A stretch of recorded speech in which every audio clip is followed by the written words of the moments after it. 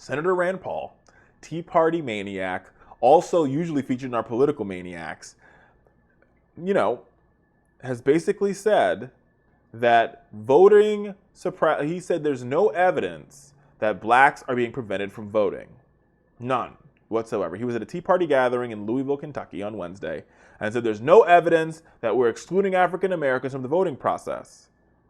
And I'm like, really though? I'm going to give you his exact quote. There is no particular evidence of polls barring African Americans from voting.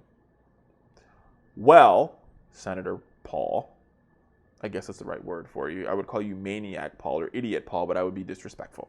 So Senator Paul, during the 2012 election, blacks and Hispanics waited nearly twice as long to cast their votes as white voters did. We're going to put all the facts in there and we're going to talk about it. In Florida, the lines were 6 hours long, right? Estimating over 200,000 people became frustrated and left the polls in African American communities. Now, many of these laws were created by Republican governors. They limited the amount of days in which you can vote early. They forced you to have a photo ID.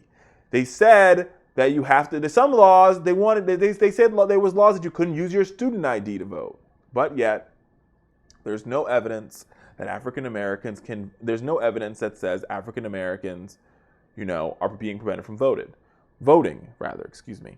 So why is it, Senator Rand Paul, that they waited in line 2 times longer than white folks did, all across the country? Seems to be a problem here. Like what Mom always says, usually where there's smoke, there's fire. Rand Paul, I think you need to get your nose checked because I can smell the smoke and I know there's a fire. Shame.